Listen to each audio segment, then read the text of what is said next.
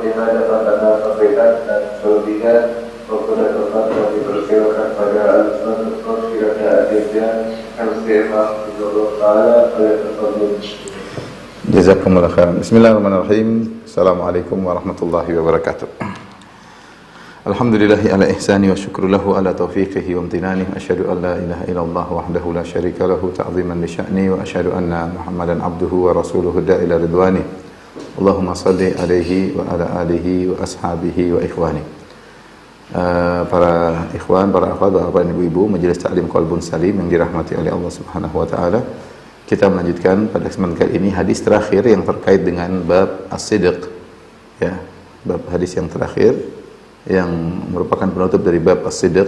Saya bacakan an Abi Khalid Hakim bin Hizam. Dari Abu Khalid Hakim bin Hizam radhiyallahu taala anhu. Hakim bin Hizam radhiyallahu taala anhu adalah ponakan Khadijah radhiyallahu taala anha yang ketika di zaman jahiliyah pernah menghadiahkan kepada tantenya Khadijah seorang budak yaitu Zaid bin Harithah. Yang kemudian Zaid bin Harithah ini dihadiahkan oleh Khadijah kepada Nabi Muhammad SAW suaminya.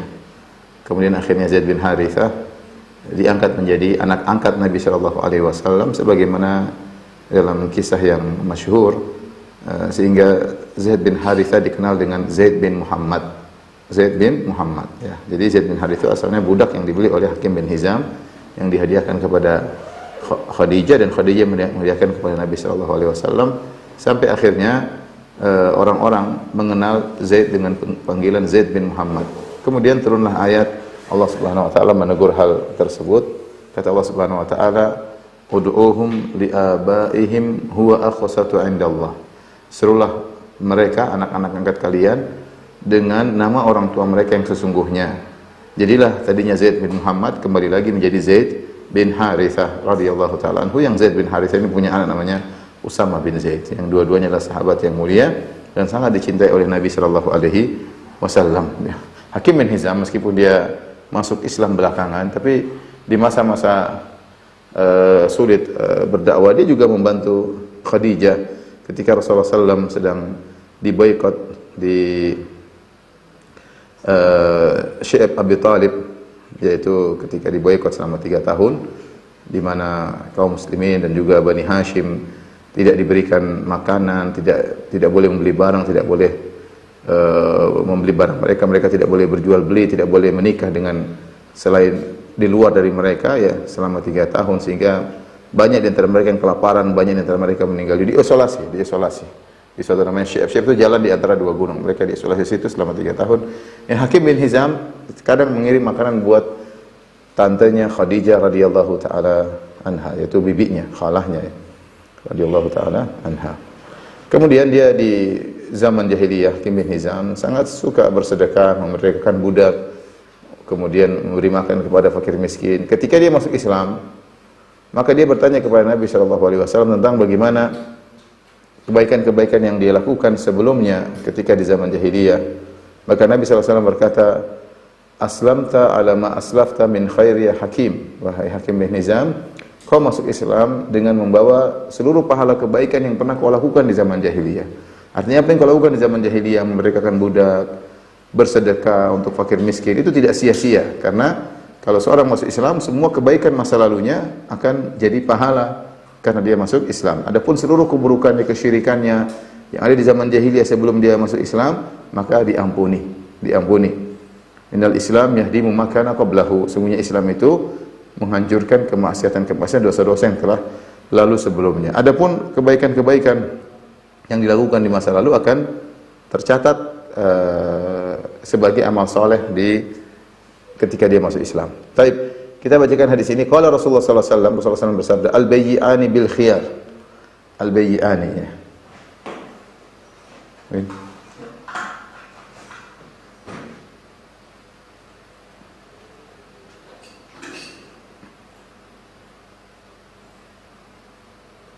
Al-bayyi'ani bil khiyar. Ma lam yatafarraqa. Kata Nabi SAW, 2 pelaku transaksi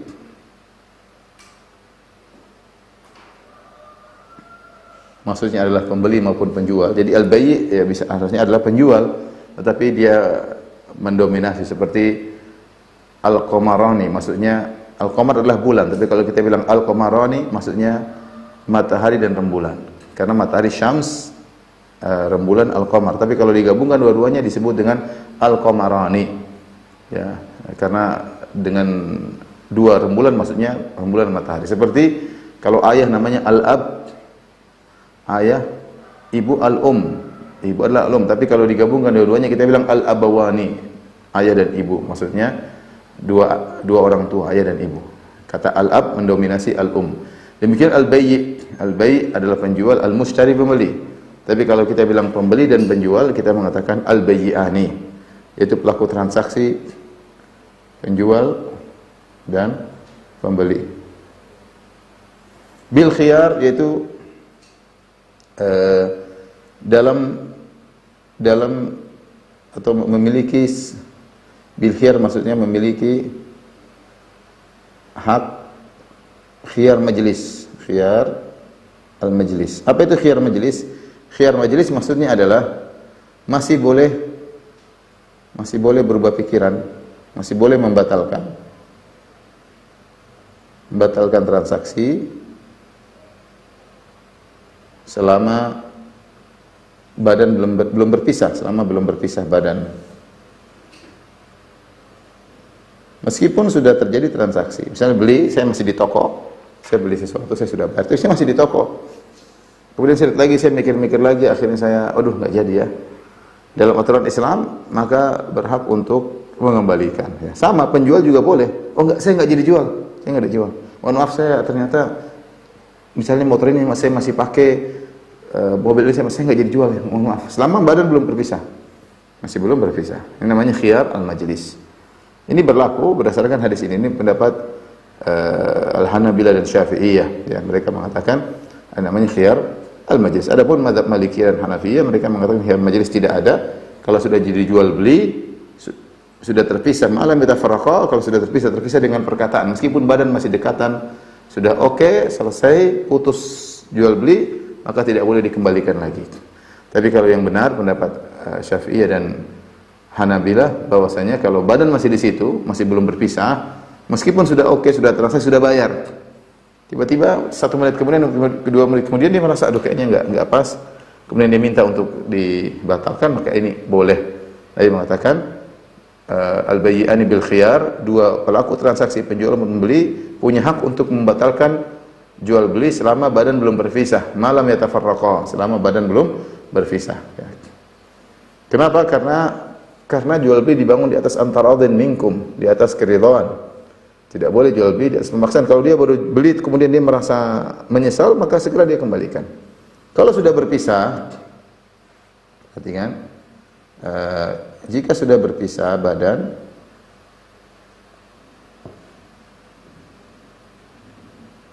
maka tidak boleh dikembalikan, kecuali ada aib dan yang lainnya dikembalikan. Tidak boleh dibatalkan. Itu masalah fikih panjang ya. Ini masalah fikih panjang, kita tidak akan bahas secara panjang lebar. Tidak boleh dibatalkan kecuali al-iqalah ya. Al-iqalah itu meminta pembatalan dan disetujui. Tapi bukan hak. Hak dan disetujui. Kedua belah pihak. Dan di antara amal yang mulia, adalah menyetujui kalau ada yang minta dibatalkan. Kalau dia tidak mau batalkan itu hak dia. Ya. Kalau dia tidak batalkan itu hak dia. Tapi kalau dia menyetujui, kemudian dia minta dibatalkan dan setuju, maka itu lebih baik. Dalam hadis kata Rasulullah SAW, man aqala musliman aqala Allahu atratahu. Siapa yang menerima seorang muslim yang meminta dibatalkan transaksi jual beli, kemudian dia setuju, maka Allah akan memaafkan dosa-dosanya. Jadi al-iqalah itu sendiri pahalanya besar. Ya, meskipun itu bukan hak. Misalnya ada orang si A beli dari si B, beli mobil harga 200 juta, sudah bayar, terus minggu depan dia bilang, aduh boleh nggak saya batalin, saya boleh. Dia nggak bisa maksa. Kalau penjual mengatakan saya tidak mau, sudah selesai kok. Uang sudah saya pakai, kenapa kok minta dibatalkan? Hak penjual untuk tidak membatalkan. Tapi kalau dia mau dapat pahala, tapi ini bukan wajib, dia mau dapat pahala, dia mengatakan ya sudah saya kembalikan. Maka dia akan diampuni dosa-dosanya oleh Allah Subhanahu wa taala. Ini bagian pertama dari hadis yang kita bahas. Kemudian berikutnya kata Nabi sallallahu alaihi wasallam ya, fa in sadaqa wa bayyana, sadaqa wa bayyana burika lahu fi bai'ihima, burika lahuma fi bai'ihima, wa in kadzaba wa sadaqa kadzaba wa katama muhiqat barakatu bai'ihima, muhiqat barakatu bai'ihima. Ya, kata Nabi sallallahu alaihi wasallam, jika keduanya jujur dan menjelaskan, jika keduanya jujur dan keduanya menjelaskan,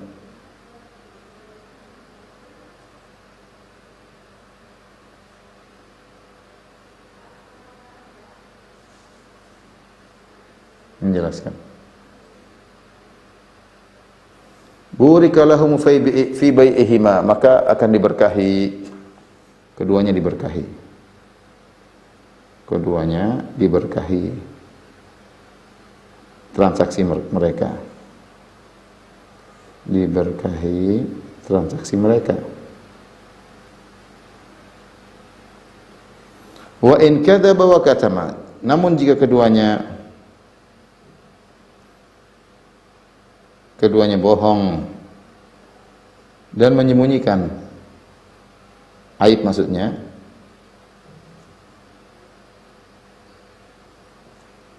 maka dihapus keberkahan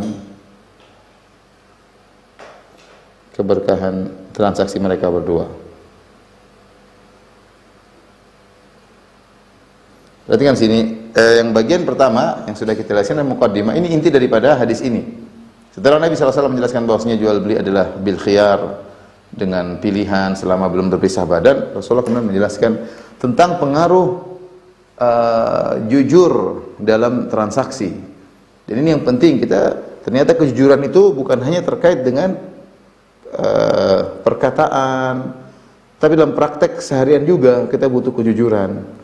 Ketika jual beli butuh kejujuran, ya. Ini mempengaruhi bukan cuma perkara akhirat, tapi juga mempengaruhi perkara dunia. Kan bukankah kita sudah jelaskan pada pertemuan-pertemuan sebelumnya bahwasanya jujur dan dusta ini mempengaruhi akhirat. Kata Rasulullah SAW, "Alaikum bisidq, fa inna sidqa yahdi ilal birr, wa innal birra yahdi ilal jannah." Hendaknya kalian jujur, sesungguhnya kejujuran mengantarkan kepada kebajikan-kebajikan, dan kebajikan mengantarkan kepada surga. Berarti di surga orang jujur masuk surga di akhirat. Adapun yang dusta, wa alaikum wa iyyakum wal kadzib, waspadalah kalian dari dusta. Fa innal kadziba yahdi ilal fujur, sesungguhnya dusta itu mengantarkan pada kefajiran. Wa innal fujura yahdi ilan nar, dan kefajiran mengantarkan pada neraka. Berarti orang dusta di akhirat terancam neraka. Ini berkaitan dengan dampak akhirat. Dampak duniawi juga ada ternyata, masalah keberkahan. Apa kata Nabi sallallahu alaihi wasallam? Fa in sadaqa, jika mereka berdua jujur, ini mobil begini, misalnya jual mobil ini begini, produk tahun model 2000 misalnya, ini jujur semuanya, gini, itu namanya jujur, menjelaskan tentang barang.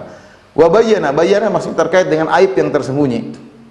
Dia tidak boleh menyembunyikan, dia jelaskan, dia jujur kalau ditanya, ini Pak model berapa? 2000, mobil tahun 2001.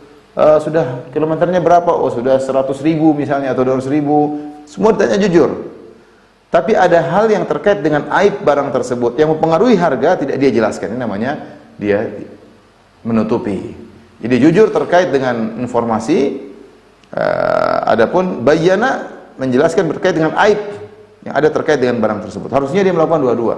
Dia memberikan informasi yang jujur, dan dia menjelaskan aib yang tidak terlihat secara zahir pada barang tersebut. Dia mengatakan ini pernah kecelakaan tahun sekian, sudah diperbaiki, mobil ini misalnya kalau jalan pada kecepatan sekian maka akan ada gerakan sedikit, goncangan sedikit. Dia harus jelaskan. Memang risikonya bahwasanya harganya akan turun. Ini berat bagi para penjual. Namanya orang punya tamak terhadap harta itu ada. Dia tahu kalau dia jelaskan tadi mobil harganya 200 juta bisa menjadi 150, dia rugi 50 juta. Maka dia berusaha menutup. Dia jujur, dia jelas, tapi dia tidak menjelaskan kekurangan mobil tersebut. Dia tidak ingin rugi 50 juta, tapi dia merugikan orang lain. Kalau dia jujur, jelas harga mobil akan turun. Tapi ingat, kata Nabi SAW, burikalahuma fi bai'ihima. Burikalahuma fi bai'ihima. Maka kalau dia jujur, dia menjelaskan, maka jual belinya berkah, subhanallah. Berkah, dia makan yang halal. Kehidupan rumah tangganya berkah. Akan berkembang setelah itu perdagangannya, dan banyak akan membuat dia semangat untuk beribadah. Kenapa? Hasil perdagangannya hasil yang berkah. Tapi sebaliknya, kalau dia bohong, keduanya bohong, wa in kadzaba wa katama. Kalau keduanya bohong, ya, oh ini mobil tahun 2021 ternyata 2019 ya. Oh ini baru dikirim dari 5 hari yang lalu, ternyata sebulan yang lalu. Misalnya, namanya orang bohong. Oh, ya, macam-macam ya. Ini kilometernya baru 100.000, baru 50.000, ternyata dirubah kilometernya dari 100.000 jadi 50.000. Intinya bohong. Kemudian sudah bohong, kadzaba, katama, menyembunyikan aib. Ini radiatornya rusak, dibiarin aja, tidak dikasih tahu. Ini kalau kecepatan 150 kilo getar, dia tidak kasih tahu. Padahal dia tahu itu hal-hal yang perlu diketahui oleh pembeli. Ya karena itu mempengaruhi harga, tapi dia sembunyikan, akhirnya benar, untungnya lebih banyak. Dapat untung banyak. Tetapi apa kata Nabi SAW? Muhiqat barakatu bai'ihima. Jual beli tersebut keberkahannya akan dicabut. Bila dapat untung, tapi tidak berkah. Dan demikianlah betapa banyak orang yang melakukan transaksi yang haram, kelihatannya duitnya banyak, namun nggak ada keberkahan. Saya bukan 1-2 orang yang datang kepada saya. Ustaz, saya dulu kerja begini, dulu saya setiap hari dapat sekian, tapi saya entah kemana uang saya. Satu lagi mengatakan, dulu kami kerja di instansi riba, begini, terus subhanallah, seakan-akan kurang terus, pada penghasilan kami tiap hari berdua sekian. Sekarang alhamdulillah kita sudah resign dan kita sudah mulai kerja yang halal, alhamdulillah cukup aja. Jadi maksud saya, keberkahan itu penting. Dan jujur dan dusta mempengaruhi dunia kita sebelum akhirat kita. Kalau kita jujur berkah, meskipun mungkin menurut kita tidak seberapa, tapi dia langgeng, keuntungan tersebut langgeng, kemudian menghasilkan anak yang soleh, kemudian kita bisa beribadah, kita rajin ibadah. Tapi kalau kita untung banyak tapi nggak berkah, kebaikan dicabut oleh Allah. Kalau tidak berkah berarti apa? Tidak baik. Kelihatannya banyak tapi musibah. Uang banyak mendatangkan musibah, maksiat kita lakukan, waliyadzubillah. Mungkin terkena ini kah, terkena anu lah, banyak hal. Uang tiba-tiba begitu habis tanpa ada faedahnya, tinggal dosa yang bertumpuk pada hari kiamat kelak. Ini adalah pembahasan terakhir dari bab as-sidq, dan selanjutnya kita akan masuk pada bab yang baru, bab al-muraqabah.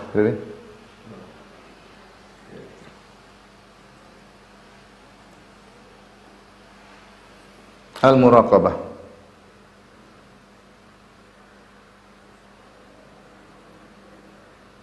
Bab al-muraqabah. Muraqabah itu apa? Artinya muraqabah secara bahasa artinya mengawasi.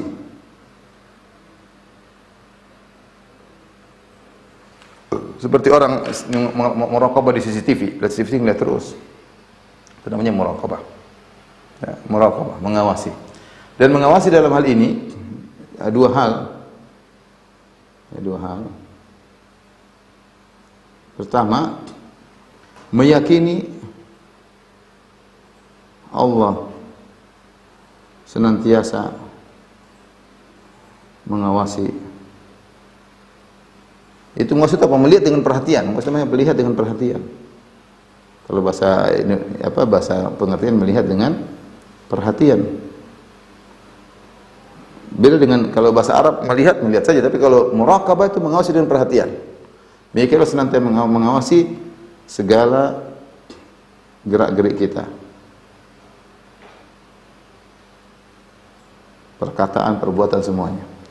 Perkara yang kedua, ya, yaitu kita senantiasa menghadirkan diri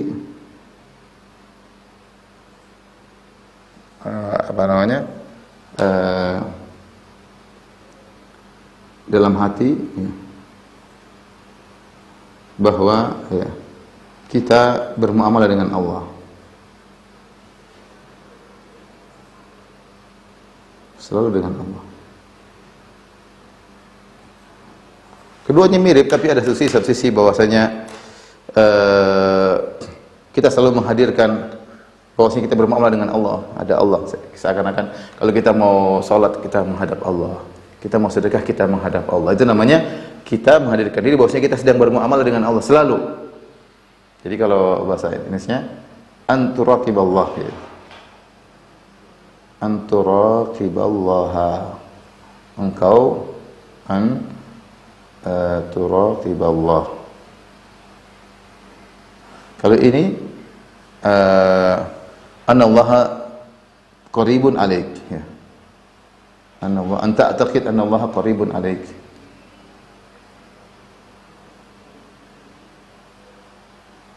Anallaha qaribun alaik. Itu meyakini Allah senantiasa mengawasimu. Dua hal yang mirip dan saling berkonsekuensi. Ini adalah saling berkonsekuensi, tapi saling melazimi konsekuensi. Tapi dua-duanya kita hadirkan. Kita meyakini Allah senantiasa mengawasi kita, dan kita menghadirkan bahwa kita sedang bermuamalah dengan Allah. Ya. Ya. Dan ini yang diisyaratkan dalam hadis Jibril, anta abudallaha ka'annaka tarahu fa illam takun tarahu fa innahu yarak. Ya, diambil dari hadis Jibril. Anta abudallah, ya, al-ihsan, namanya al-ihsan. Anta abudallah ka'annaka tarahu fa illam takun tarahu fa innahu yarak. Ya. Engkau beribadah kepada Allah seakan-akan engkau melihat Allah. Ini kembali ke sini. Fa illam takun tarahu, kalau kau tidak bisa melihat Allah, yakinlah Allah melihatmu. Ini kembali ke sini. Ya. Dan hadis Jibril nanti akan dijadikan dalil oleh An-Nawawi rahimahullah tentang bab al-muraqabah. Ya. Inilah ibadah tersendiri, ibadah yang sangat agung. Merasa Allah senantiasa melihat kita dalam segala hal, ya. Dalam segala hal, dan senantiasa kita merasa bermuamalah dengan Allah Subhanahu wa taala. Perhatikan, meyakini Allah senantiasa dalam segala gerak-gerik kita. Perhatikan sini, dalam urusan akhirat maupun duniawi. Dalam bermuamalah dengan diri sendiri, ya. Ketika bermuamalah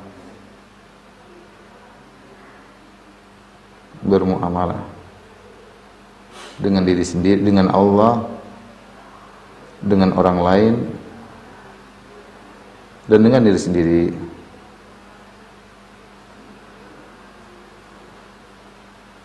Terkait dengan ucapan, kemudian amal perbuatan, ya. Pandangan, termasuk perbuatan adalah pandangan, penglihatan,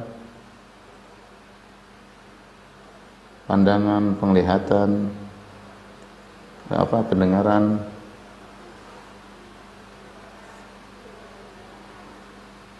dan hati. Kita merasa semua kita diawasi oleh Allah, dan kita sedang meyakini sedang bermuamalah dengan Allah Subhanahu wa taala. Ini namanya muraqabah, dan ini adalah ibadah yang agung, yang agung. Nah, karena orang kalau sudah bermuraqabah, maka dia akan mencapai derajat yang tinggi, dan seluruh kehidupannya berkah.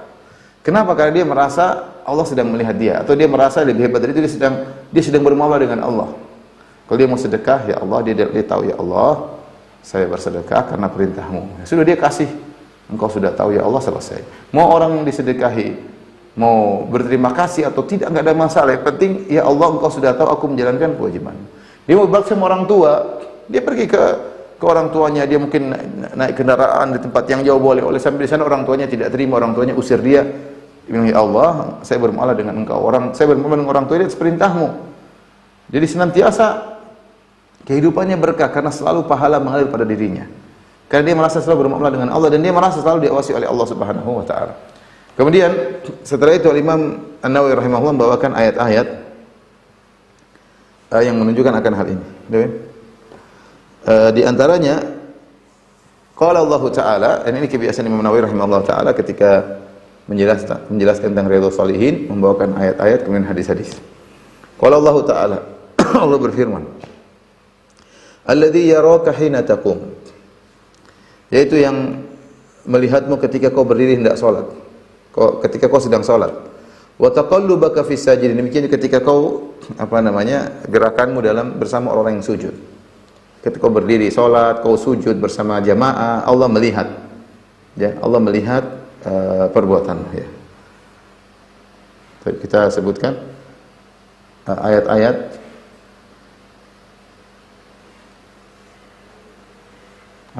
yang disebutkan dijadikan dalil oleh Nawawi.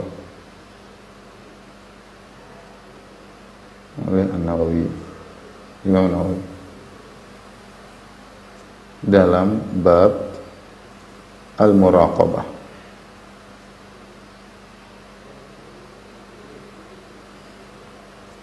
Merasa selalu diawasi Allah. Ayat tersebut diantaranya pertama, ya, dalam surat Asy-Syu'ara 218. 2:18-19. Kata Allah Subhanahu wa taala, alladzi yaraka hina taqum.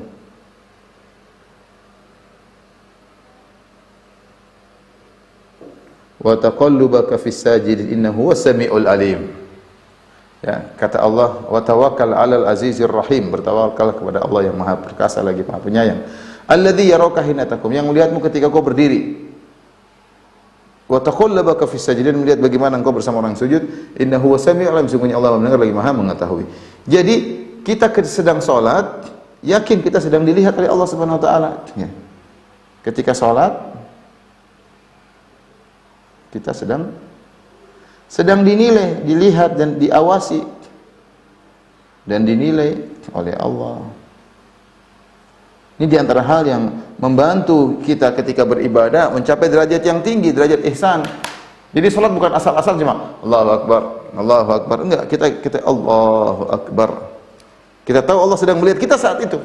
Allah sedang melihat gerak-gerik kita, bacaan kita, rukuk kita, berdiri kita dan sujud kita. Alladzi yaraka hina taqum, yang engkau sedang berdiri Allahu Akbar, Allah lihat, Allah sedang nilai. Wa taqallubaka fi sajdah, kalau kau sedang sujud bersama orang yang sujud. Kita aja kalau kita misalnya kita lagi sholat, kemudian dipasang CCTV depan kita dan kita tahu teman-teman kita sekolah pada ngelihat kita, ya kita pas sholatnya khusyuk, Allahu Akbar, karena semua orang sedang lihat, semua ngawasi. Itu kalau kita tahu ada CCTV dan kita tahu orang-orang sedang menilai kita. Nah, bagaimana lagi kalau kita yakin Allah sedang menilai kita, dan Allah sebut secara detail, alladzi yaraka hina taqum, yang melihatmu ketika sedang berdiri mau salat atau sedang berdiri salat. Ini menunjukkan Allah Subhanahu wa taala Maha mengawasi. Ayat yang kedua,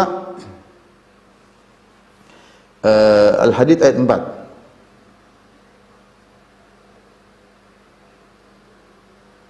Ayat 4 ini ayat yang panjang, ya. Kata Allah Subhanahu wa taala, "Wa huwa ma'akum aina ma kuntum."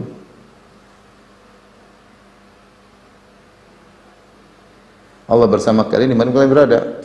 Allah bersama kalian dimanapun kalian berada.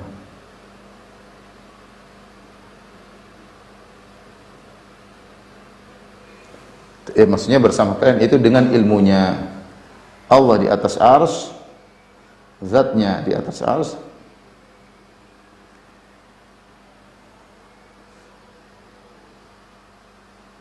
ilmunya bersama kalian dimanapun.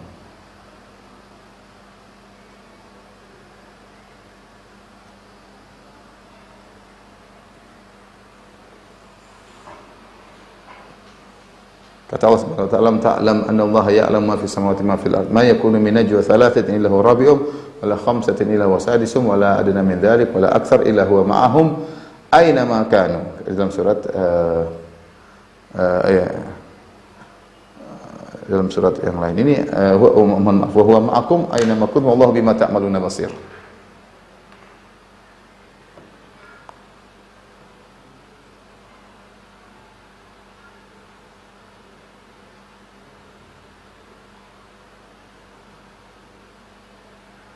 Saya bacakan ayatnya ya. Ini surat tadi surat yang lain, ini tadi surat Al-Mujadalah yang saya bacakan mirip bahwa ma'ahum aina makan. Dalam surat Al-Mujadalah saya bacakan ayat 4 lengkapnya. Huwallazi khalaqas samawati wal arda fi sittati ayyam. Ya, huwallazi khalaqal arda fi sittati ayyam, tsumma stawa 'alal 'arsy. Perhatikan. Dialah yang menciptakan Allah yang telah menciptakan langit dan bumi dalam waktu 6 masa, kemudian diberi istiwa di atas arsy. Ya'lamu, perhatikan. Ya'lamu ma yaliju fil ardi. Allah mengetahui apa yang masuk dalam bumi, wa may yakhruju minha, dan apa yang keluar dari bumi, wa may yanzilu minas sama, dan Allah tahu apa yang turun dari langit, wa may ya'ruju minha, dan apa yang naik ke langit, wa huwa ma'akum aina ma kuntum. Allah bersama kalian dimanapun kalian berada, wallahu bima ta'maluna basir, dan Allah melihat apa yang kalian lakukan apapun. Ayat ini orang yang perhatikan dari awal sampai akhir ngerti bahwasanya Allah di atas arsy. Setelah menciptakan langit ini Allah di atas arsy, dan keberadaan Allah di atas arsy bukan berarti Allah tidak tahu apa yang di bawahnya. Makanya Allah mengatakan ya'lamu ma yaliju fil ardi. Allah tahu apa yang masuk dalam bumi, apa yang keluar. Wa ma ya'ruju wa ma yanzilu minas sama, apa yang turun dari langit dan apa yang naik ke langit. Wa huwa ma'akum aina ma kuntum. Allah bersama kalian dimanapun kalian berada. Wallahu bima ta'maluna basir. Allah mengetahui apa yang kalian lakukan. Jadi maksudnya Allah melihat, meskipun Allah di atas arsy, Allah mengetahui seluruh yang terjadi di bawah naungannya, ya semuanya. Makanya Allah tutup dengan firman-Nya, wallahu bima ta'maluna basir. Sebenarnya Allah melihat apa yang kalian lakukan, ya. Dan ini juga mirip dengan tadi surat Al-Mujadalah, ya.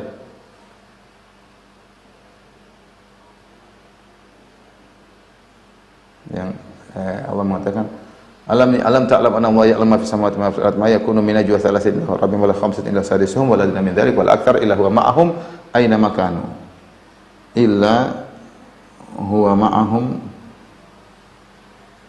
aina ma kanu. Sungguhnya Allah bersama mereka dimanapun mereka berada, ya. Baik, ini ayat yang kedua. Ayat yang berikutnya Al-Imran ayat 5.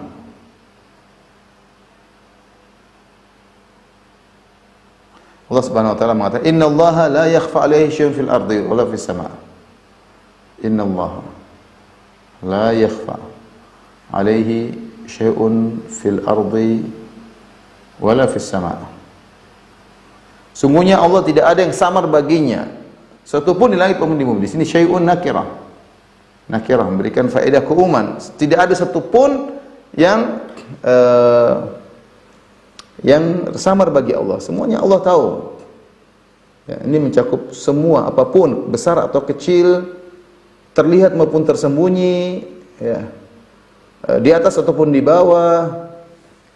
Semuanya Allah ketahui, tidak ada yang tersembunyikan. Innallaha la yakhfa 'alaihi syai'un fil ardi wala fis sama'. Sungguhnya Allah itu tidak satu pun yang samar bagi Allah di langit maupun di bumi, ya. Kenapa? Karena semua ini adalah ciptaan Allah Subhanahu wa taala. Semua yang ada di dalam semesta ciptaan Allah, dan merupakan konsekuensi logis bahwasanya yang menciptakan tahu tentang apa yang Dia ciptakan. Kita saja, kalau kita yang misalnya kita yang membuat sebuah mainan, kita tahu mainan kita tuh onder dirinya seperti apa, bagaimana sifat-sifatnya. Karena kita yang membuat, merancang ini semua. Ya, secara sederhana kalau itu manusia.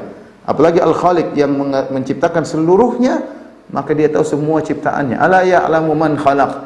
Bukankah yang menciptakan tahu tentang apa yang diciptakan? Jelas.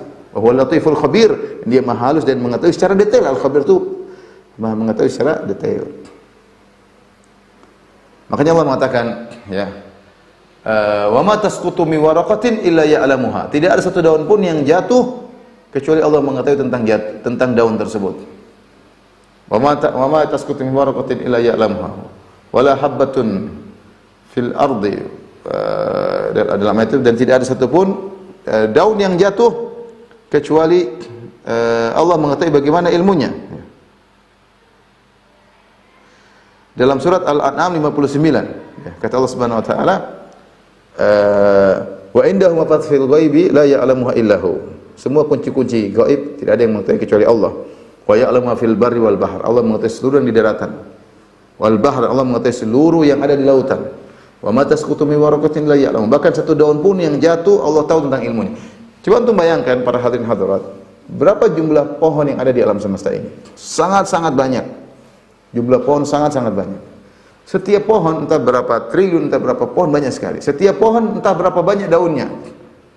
Di belantara hutan sana, belantara hutan sini, di mana-mana. Kalau ada satu daun yang jatuh, Allah tahu tentang daun tersebut. Kenapa? Semua pohon tersebut ciptaan Allah dan seluruh daunnya juga ciptaan Allah. Ketika ada daun yang jatuh, maka Allah Maha tahu tentang daun tersebut. Matas ketumi warakatin la ya'lamuha. Wala habbatin fi dhulumatil ardi. Wala ratbin, tidak ada satu biji pun, biji apapun dalam kegelapan bumi, tenggelam dalam bumi. Allah tahu biji manapun, Allah tahu. Wala ratbin wala yabisin, tidak ada suatu yang basah maupun yang kering illa fi kitabim mubin. Semuanya telah tercatat. Allah sudah tahu seluruhnya. Ya, Allah sudah tahu seluruhnya. Jadi ini membuat kita yakin bahwasanya Allah Maha mengetahui segala sesuatu, dan konsekuensi Allah Maha mengetahui segala sesuatu, Allah mengawasi. Allah mengawasi. Demikian juga ayat berikutnya, surat Al-Fajr ayat 14. Allah mengatakan, inna rabbaka labil mirsad.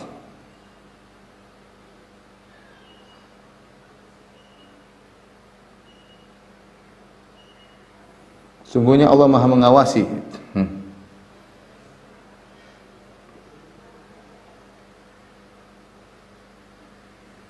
Allah mengawasi. Ayat ini setelah Allah sebutkan tentang kaum-kaum yang mereka bertindak sewenang-wenang, namun Allah membinasakan mereka. Artinya apa? Selama ini yang mereka lakukan dalam pengawasan Allah. Jadi apa namanya? Terkait dengan ayat ini, yaitu Allah menyebutkan kaum yang semena-mena.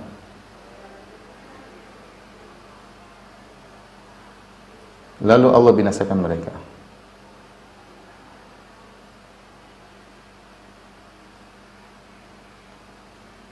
Kata Allah Subhanahu wa taala tentang kaum Firaun, kaum Tsamud, kaum Ad, alam tara kaifa fa'ala rabbuka bi'ad. Tidakkah kau lihat bagaimana apa yang Allah lakukan terhadap kaum Ad? Kaum Ad, kaum yang hebat, yang memiliki tubuh yang sangat kuat, yang mereka mengatakan dalam ayat yang lain, ya, wa qalu man asyaddu minna quwwah, siapa yang lebih kuat daripada kita? Kita ini yang paling kuat. Disebutkan dalam sebagian buku tafsir, kalau ada kaum Ad yang ngamuk sama suku lain, mereka cuma kirim satu orang. Satu orang yang angkat batu besar kemudian lemparkan kepada musuh mereka supaya maka binasa semua. Sombong dengan kekuatannya. Ya, alam tara kaifa fa'ala rabbuka bi'ad. Tidakkah kau lihat bagaimana apa yang Allah lakukan terhadap kaum Ad? Iram dzatil imad. Mereka dari keturunan Iram dan mereka memiliki tenda-tenda yang tinggi-tinggi tiang karena mereka banyak besar-besar. Allati lam yukhlaq mithluha fil bilad. Yang tidak pernah diciptakan makhluk seperti mereka yang tinggi dan kuat. Tinggi dan kuat, kekar badannya kuat luar biasa kaum Ad ini. Tapi lihat, apa yang mereka sombong. Nanti penghujung bagaimana Allah hancurkan mereka, ya. Allah kirim rihan sarsaran, Allah kirimkan angin yang sangat dingin dan sangat berisik dan angkat mereka sab'a layalin wa thamaniyata ayamin husuma. Allah angkat 7 malam dan 8 siang, dihancurkan, digojong sampai usus-usus mereka keluar. Lihat bayangan tubuh mereka yang kuat dihancurkannya dengan angin.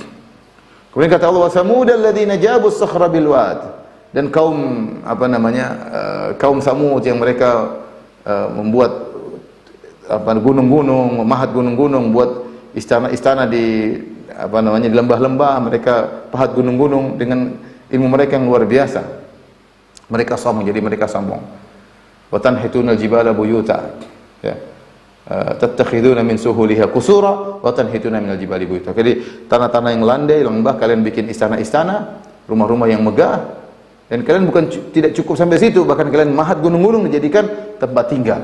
Ada yang mengatakan kalau musim dingin mereka masuk di gunung-gunung, atau musim panas mereka masuk gunung, musim dingin mereka tinggal di rumah di luar, ya. Intinya mereka hebat. Tapi mereka sombong, mereka bunuh untanya Nabi Saleh. Wa Fir'aun dzil autad, dan Fir'aun yang memiliki tali-tali untuk menyiksa umatnya, untuk menyiksa kaumnya.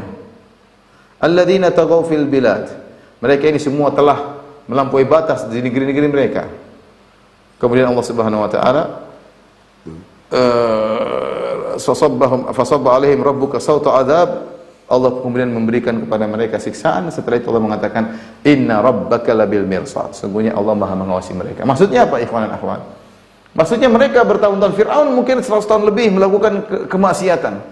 Kemudian lihatlah bagaimana kaum Ad sombongnya berlama puluhan tahun. Kaum Samud sombongnya puluhan tahun.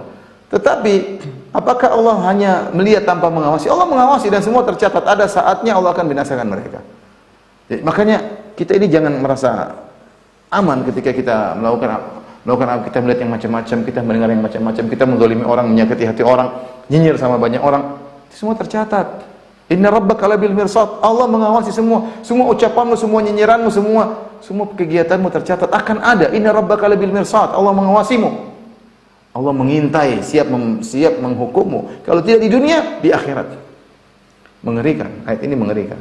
Lihatlah bagaimana kaum-kaum yang hebat. Kemana perginya Fir'aun dengan kekayaan yang luar biasa? Kemana perginya kaum Ad dengan tubuh mereka yang luar biasa?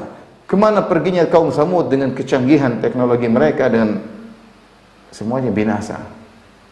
Karena selama ini Allah melihat mereka lakukan apa yang mereka lakukan. Inna rabbaka labil mirsad. Sesungguhnya Allah mengawasi. Kemudian ayat yang terakhir yang dibawakan oleh Imam Nawawi rahimahullah taala,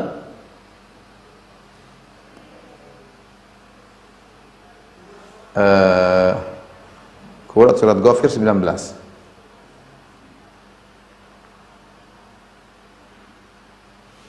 Yang artinya ya'lamu kha'inatal a'yun wa ma tukhfi sudur.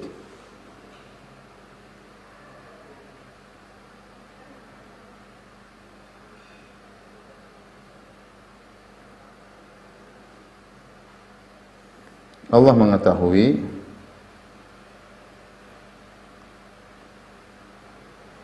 pengkhianatan lirikan mata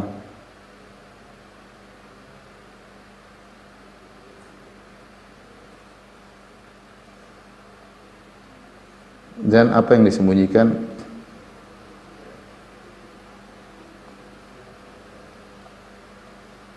oleh dada-dada dan manusia. Jadi di antara dalil yang menunjukkan kita harus merasa selalu diawasi oleh Allah adalah ayat ini. Ya'lamu kha'inatal a'yun wa ma tukhfi sudur. Allah mengetahui lirikan mata. Kita lihat lirik mata begini, Allah tahu. Bahkan ketika kita ngobrol sama teman kita, kemudian kita melirik ke HP, ada sesuatu yang haram. Teman kita nggak tahu, tapi Allah tahu kita sedang melirik. Atau kita sedang ngobrol, tahu ada cewek lagi kita ngelirik. Teman bicara kita nggak ngerti karena itu di belakang dia. Tapi Allah tahu catatan, Allah mencatat apa yang kita lirik tersebut. Lirikan pandangan mata. Jangankan lirikan mata, bahkan tersembunyi dalam hati, Allah pun tahu. Wa huwa alimun bidzati sudur. Allah tahu isi hati apa namanya? Manusia. Apa yang gerak-gerik dalam diri kita. Apa yang kita renungkan, sombong, takabur, tawadhu, ikhlas, riya, ujub, husnudzon, berbaik sangka, suudzon, berburuk sangka, merendahkan orang lain, cinta dunia, orientasi akhirat. Percuma kita mau sembunyikan, Allah Maha tahu niat kita. Allah Maha tahu. Tadi kita sudah sebutkan, jangankan pandangan mata kita, jangankan lirikan mata kita, Allah tahu. Bahkan daun yang jatuh pun Allah tahu. Bukankah Allah mengatakan, ya, wa ma tasqutu min waraqatin la ya'lamuha. Tidak ada satu daun pun yang jatuh, jatuh lepas dari tangkainya kemudian kering, jatuh gugur dengan pelan. Allah tahu gerakan daun tersebut. Ini daun tersebut tidak akan dibangkitkan pada hari kiamat. Daun tersebut dia jatuh, dia mau dihancurkan, diterbangkan oleh angin kemana, mau dimakan oleh mau melumat bersama tanah atau jatuh ke air kemudian dimakan oleh ikan-ikan, tidak ada urusannya daun tersebut dengan hari kiamat. Jatuh, selesai. Nah, kalau perkara benda mati yang seperti ini yang jatuh, yang tidak ada hubungannya dengan pembalasan karena dia cuma sekedar daun kering yang jatuh, itu pun Allah tahu. Bagaimana dengan kita, lirikan mata kita, pendengaran mata kita, yang semua ini ada aturan, ada hitungannya, ada auditingnya nanti, ada hisabnya pada hari kiamat. Jelas kalau ini saja tahu, ini lebih utama untuk Allah tahu, dan Allah tahu semuanya. Bagi Allah sama saja. Jadi saya kasih logika tadi, kalau daun saja yang tidak ada hubungannya dengan hari kebangkitan. Allah tahu bagaimana dengan lirikan mata kita, ucapan lisan kita, pendengaran telinga kita, apa yang kita dengar, hati kita yang berbisik dalam hati kita, hasad, dengki, tamak, Allah tahu semuanya. Merendahkan, menghormati, Allah tahu semuanya. Oleh karenanya seorang ikhwan dan akhwat yang hadir subhanahu wa ta'ala, dalam kehidupan ini dia muraqabatullah, yaitu dia merasa bahwasanya Allah senantiasa melihat dia. Dalam semua dia muraqabatullah, dia merasa diawasi oleh Allah, atau dia merasa bermuamalah dengan Allah dalam segala pandangannya, dalam segala pendengarannya, dalam segala ucapannya, dalam segala komentarnya, ya, dalam segala gerak-gerik hatinya. Dia cek ikhlas atau tidak, riya. Periksa dengan baik-baik karena Allah tahu isi hati kita. Kita boleh menampakkan pada orang lain seakan-akan kita ikhlas, seakan-akan kita tulus, seakan-akan kita orientasi kita akhirat. Bagaimanapun kita sembunyikan dalam hati kita bahwasanya kita orientasinya dunia, atau kita ingin dipuji, ingin disanjung, kita sembunyikan dalam relung hati yang paling dalam, dalam lubuk hati yang paling dalam, Allah tetap tahu. Allah tetap tahu. Tapi kalau kita merasa senantiasa diawasi oleh Allah, kita akan tenteram, akan tenteram. Ini adalah ibadah tersendiri yang luar biasa yang Allah Subhanahu wa taala menyuruh kita untuk menghadirkan perasaan dalam diri kita sehingga ibadah kita diberkahi oleh Allah Subhanahu wa taala, kehidupan kita, duniawi kita, keseharian kita berkah karena kita tahu Allah sedang menilai, Allah sedang mengawasi, dan kita pun merasa senantiasa bermuamalah dengan Allah Subhanahu wa taala. Baik. Ini ayat-ayat, kita masuk pada hadis yang pertama, ya. Hadis yang panjang, hadis yang masyhur tentang hadis Umar bin Khattab, ya. Itu kita bacakan, riwayatkan oleh Imam Nawawi rahimahullahu taala. Kita bacakan hadisnya, kemudian kita komentari sedikit, ya. Hadis-hadis yang menjelaskan tentang al-muraqabah, merasa diawasi oleh Allah Subhanahu wa taala, yaitu hadis yang masyhur, hadis Umar bin Khattab. Saya bacakan. An Umar bin Khattab radhiyallahu taala anhu, dari Umar bin Khattab radhiyallahu anhu, semoga Allah meridainya, qala bainama nahnu julusan inda Rasulillah sallallahu alaihi wasallam, tatkala kami sedang duduk-duduk di sisi Rasulullah sallallahu alaihi wasallam, zata yaumin, satu hari, menuntut ilmu, duduk bersama Nabi sallallahu alaihi wasallam. Ittala alaina rajulun syadidu bayadhi thiyab. Tiba-tiba muncul seorang lelaki yang bajunya sangat putih. Syadidu sawadi sya'r, rambutnya sangat hitam. La yura alaihi atharu safar, tidak terlihat bekas safar. Karena dahulu orang bersafar entah jalan kaki, entah naik onta, tentu akan terkena pasir. Bajunya pasti berdebu, kemudian rambutnya mungkin terkena pasir. Namanya safar zaman dahulu, bukan seperti sekarang. Naik pesawat yang mungkin tidak ada debunya sama sekali, ya. Mau tayamum saja di pesawat susah, ya. Kalau zaman dulu orang di atas kendaraan atau jalan kaki pasti kena debu. Orang ini aneh, datang tiba-tiba bertemu dengan Nabi. Bajunya sangat putih, rambutnya sangat hitam. Bajunya sangat putih, tidak ada kotoran sama sekali. Rambutnya sangat hitam, tidak ada debu sama sekali. Tidak ada tanda-tanda dia baru safar. Tapi masalahnya, wala ya'rifu minna ahad, tidak seorang pun yang mengenal dia. Artinya orang ini, kalau tidak ada bekas safar, berarti orang sekitar kita. Tapi anehnya kalau orang sekitar kita, kita tidak kenal. Kalau dia orang jauh, harusnya dia bersafar dan ada bekas safarnya, tapi enggak ada juga. Hatta jalasa ila Nabi sallallahu alaihi wasallam. Rupanya itu adalah Jibril yang menyamar, menjelma menjadi manusia. Hatta jalasa ila Nabi sallallahu alaihi wasallam, sampai duduk ke arah Nabi sallallahu alaihi wasallam, fa asnada rukbatayhi ila rukbatayhi. Kemudian dia menyandarkan kedua lututnya kepada kedua lutut Nabi sallallahu alaihi wasallam. Wa wada'a kaffayhi ala fakhidayhi. Kemudian meletakkan kedua tangannya di atas pahanya, apakah paha dia atau paha Nabi sallallahu alaihi wasallam. Wa qala ya Muhammad akhbirni anil Islam. Kemudian dia bertanya, ya Muhammad. Orang tambah bingung. Kalau para sahabat yang tinggal bersama Nabi, pasti mereka tidak ada yang manggil ya Muhammad, pasti manggilnya ya Rasulullah, ya Nabi Allah. Yang manggil ya Muhammad orang Badui, Arab Badui. Tapi ini orang Arab Badui ini kok aneh, kita tidak ada yang kenal. Kalau dia musafir kok nggak ada tanda-tandanya, tiba-tiba dia berkata, ya Muhammad, wahai Muhammad, akhbirni al Islam, kabarkan kepada tentang Islam. Faqala Rasulullah SAW bersabda, al-Islamu anta syahada an la ilaha illallah wa anna Muhammadar Rasulullah. Islam itu engkau bersaksi tidak ada yang berhak disembah kecuali Allah, Muhammad adalah Rasulullah. Wa tuqima sholata wa tu'tiyaz zakat, engkau menegakkan salat, kau bayar zakat. Wa tasuma Ramadan, kau berpuasa di bulan Ramadan. Wa tahujjal baita in istata'ta ilaihi sabila, kau berhaji jika mampu. Nabi menjawab dengan rukun Islam yang ma'ruf. Qala sadaqta, kata orang ini, benar engkau. Fa ajibna lahu yas'alu wa yusaddiqu, kami heran sama orang ini. Dia tanya kok dia yang jawab sendiri. Dia bilang benar kamu. Nah, ternyata dia seakan-akan mengetes Nabi sallallahu alaihi wasallam. Kami heran sama orang ini. Qala fa akhbirni anil iman. Dia lanjutkan pertanyaan kedua. kabarkanlah kepadaku tentang iman. Nabi menjawab, antuk minabillahi wa malaikati wa kutubi wa rusuli wal yawmil akhir wa tu'mina bil qadari khairi wa syarrihi.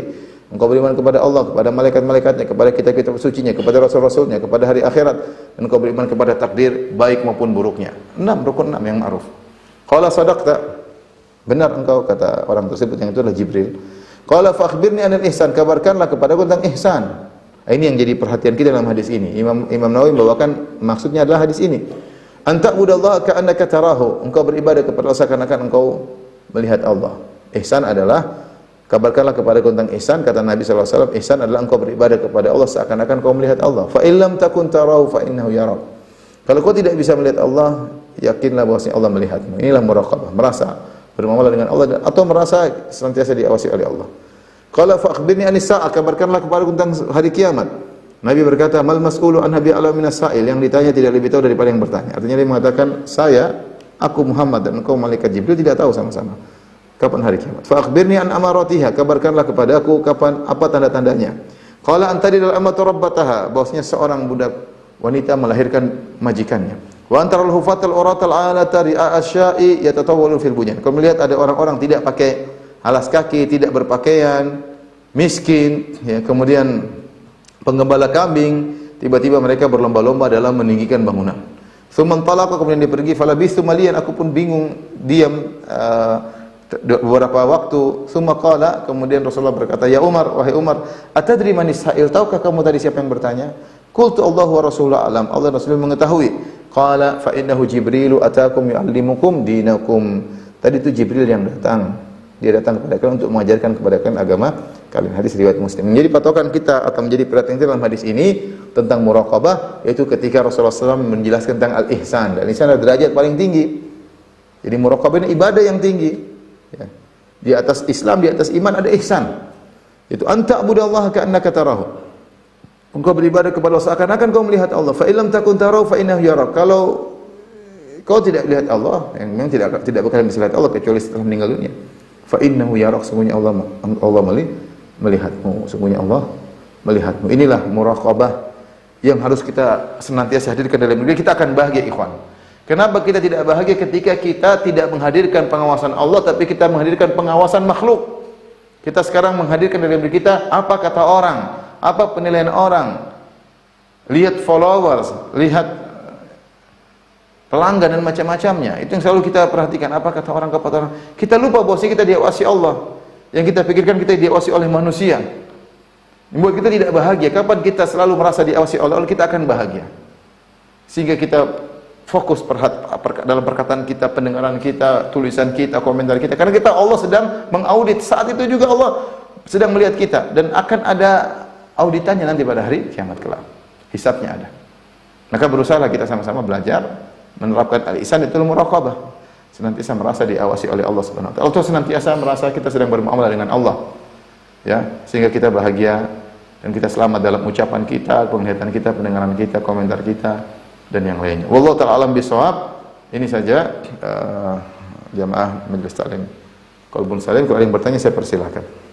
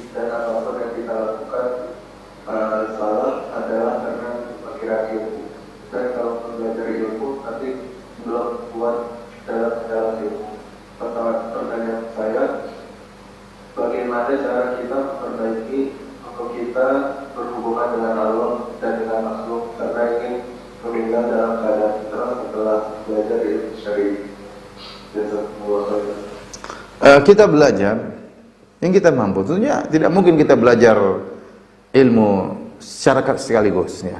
Sebagai perkataan sebagian salaf, man rama al-ilma jumlatan dhahaba anhu jumlah. Siapa yang ingin punya ilmu sekaligus maka akan hilang seluruhnya, enggak mungkin. Tapi ilmu itu secara bertahap, ya. Makanya walakin kunu rabbaniyin. Jadilah kalian seperti rabbaniyin. Rabbani itu apa? Orang-orang yang mengajarkan ilmu yu'allimunan nas sigharal ilmi qabla kibarihi. Itu mengajarkan ilmu secara bertahap, belum ilmu besar, ilmu sedikit-sedikit dia ajarkan. Jadi demikian orang yang belajar pun secara bertahap. Kalau dia sudah belajar bertahap, dia berusaha mengamalkan. Semampunya, tidak semua ilmu bisa kita amalkan, tapi Allah tahu kalau orang sudah berusaha, Allah akan kasih uzur. Lain halnya kita tidak berusaha. Jadi tujuan kita belajar, kita mengamalkan sedikit demi sedikit semaksimal mungkin usaha kita. Kalau Allah tahu kita sudah berusaha, insya Allah Allah maafkan kesalahan kita, kekurangan kita. Nah, kita sudah berusaha. Saya katakan kalau kita walillahil matsalul a'la, bagi Allah perumpamaan yang lebih tinggi. Kalau kita punya anak, kita sudah ajarin dia berusaha namun masih salah, kita maafkan enggak? Kita maafkan, kita tahu dia berusaha. Tapi kalau kita tahu dia malas, itu kita marah, kita ngomel. Dan Allah lebih sayang kepada kita daripada orang tua kita daripada seorang ayah kepada anak, daripada seorang ibu kepada anaknya. Oleh karena seorang berusaha untuk melaksanakan ilmu yang sudah dapati semaksimal mungkin. Dan jangan bilang, ya Allah, ya Ustaz, belum bisa saya laksanakan semua. Enggak ada masalah, kau belum bisa melaksanakan. Siapa yang sih bisa melaksanakan semua ilmunya? Tapi maksud saya, kamu ada usaha. Kamu ada usaha. Kalau sudah berusaha, yakin ya Allah, kau sudah tahu aku sudah berusaha, selesai. Kita mengamalkan dengan Allah. Ya Allah, engkau tahu aku sudah berusaha. Ini yang bisa aku lakukan semaksimal. Aku tidak mampu ya Allah. Insya Allah ampuni. Allah Ta'ala alam bisawab.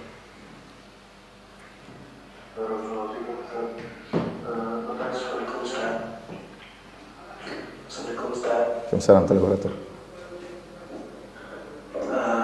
Ada Muhammad Hanif, Ustaz. Iya. Dari Batu Sangkar, Sumatera Barat, Ustaz. Ada mau nanya terkait dengan hadis Jibril, Ustaz. Di sana disebutkan terkait dengan beliau bersabda, kau beriman kepada Allah, para malaikatnya, kitab-kitabnya, para rasulnya, dan hari akhir, dan kau beriman kepada takdir yang baik dan yang buruk. Nah, di sana disebutkan hanya beriman kepada Allah dan beriman kepada takdir yang baik dan yang buruk, Ustaz.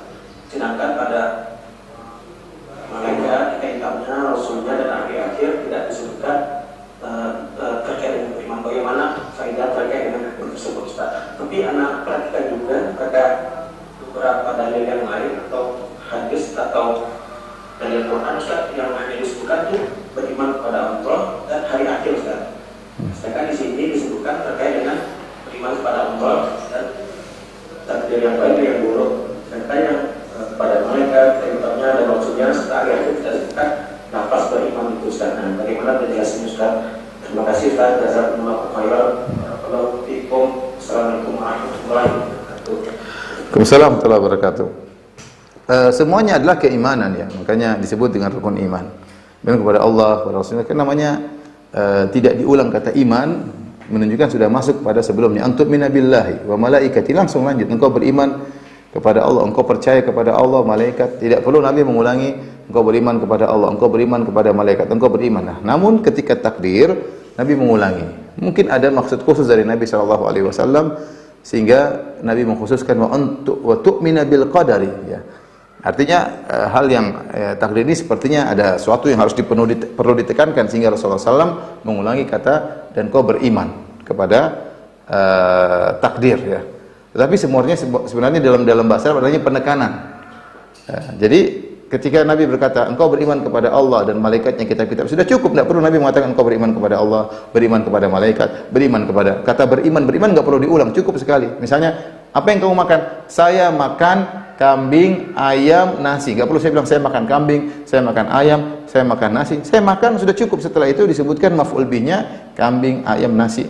Ketika saya ulangi lagi dan saya makan lagi, ini ada penekanan. Nah, tinggal kita bahas kenapa Rasulullah SAW mengulangi wa antu'mina, engkau beriman kepada takdir. Sementara pada yang lainnya Rasulullah tidak mengulangi kata beriman. Bisa jadi karena ini butuh penekanan, apalagi beriman kepada yang baik dan buruk, untuk menegaskan, karena ini yang sulit, karena inilah kehidupan yang kita alami sehari-hari. Kita menghadapi perkara yang tidak kita sukai, yang butuh kesabaran, ya, yang tidak sesuai dengan rencana. Ini dalam kehidupan kita banyak seperti itu. Sehingga mungkin ya Allah alam bisawab, Rasulullah memberikan penekanan sehingga kita bisa lebih sabar dalam menghadapi keputusan-keputusan Allah. Karena keputusan Allah bukan terkait dengan yang baik saja, yang buruk juga keputusan Allah. Sehingga perlu dikhususkan wa antu'mina bil qadri khairi wa syarrihi. Atau mungkin ini sekedar usaha saya untuk menjelaskan, tapi yang lebih tahu adalah Rasulullah sallallahu alaihi wasallam, Allah dan Rasul yang lebih tahu.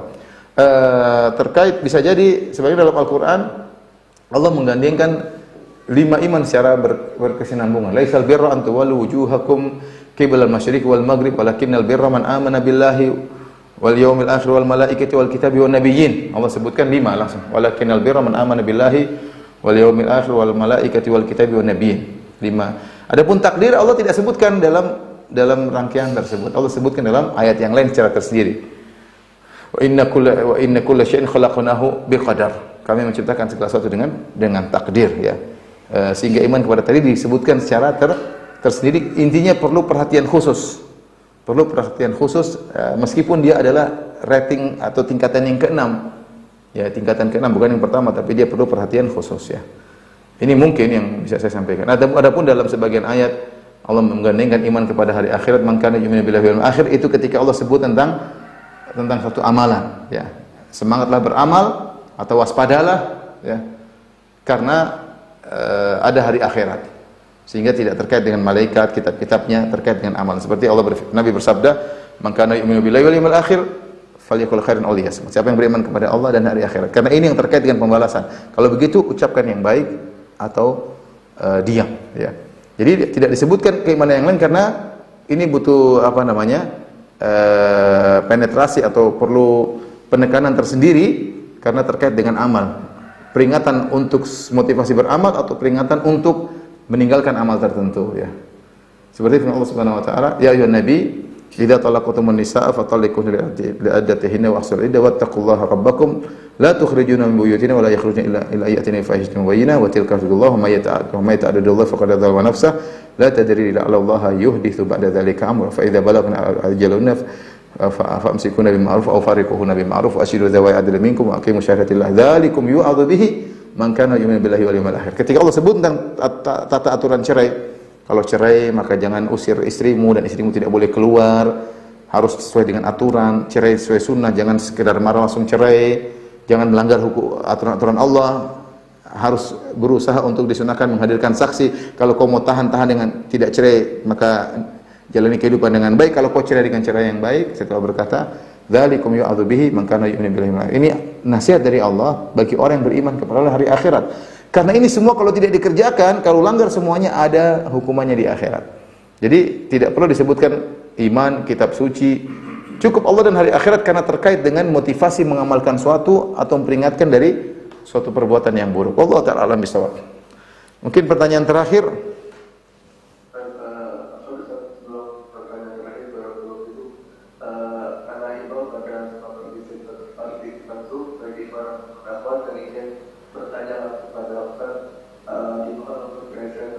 Ya, minta izin terlebih dahulu. Minta izin terlebih dahulu, adab dari penuntut ilmu. Pertanyaan terakhir, kami panggil atau bacakan. Ya. Assalamualaikum Ustaz. Apabila kita dapati saudara kita yang sudah berkata dusta sudah dinasihati, tapi masih berusaha dalam dusta. Kita tahu dia rajin sholat dan puasa. Apakah penyebabnya bisa menjadi seperti yang disebutkan Rafiq, Rasulullah SAW telah mengabarkan bahwasanya hati itu terhadap maksiat kalau sudah terbiasa menjadi akhirnya tidak mengetahui wala ya'rif munkar, dia tidak tahu ini suatu kemungkaran, sudah jadi biasa.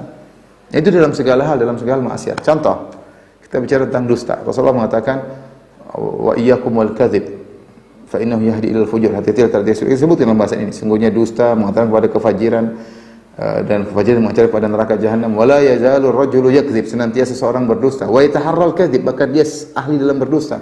Dusta sengaja berdusta. Hatta yuktaba indallahi kadzaban, sampai dicatat oleh Allah sebagai pendusta. Ketika dicatat oleh sebagai pendusta, sudah dia akan dusta terus.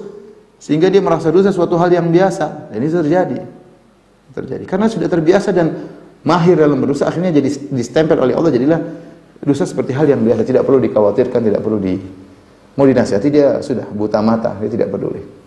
Ini contoh seperti misalnya juga memandang, kita sudah memandang sesuatu yang haram, sudah biasa ngelihat biasanya yang haram-haram, kita biasa, kita nggak perlu bilang istighfar, nggak merasa bersalah, hati kita sudah kotor, sudah terkotor pada titik tersebut, karena Rasulullah mengatakan jika seorang melakukan dosa maka tidak ada poin hitam, warna hitam sampai menutup hatinya. Kalau sudah menutup hatinya, dia tidak melihat kemungkaran lagi, dia tidak peduli.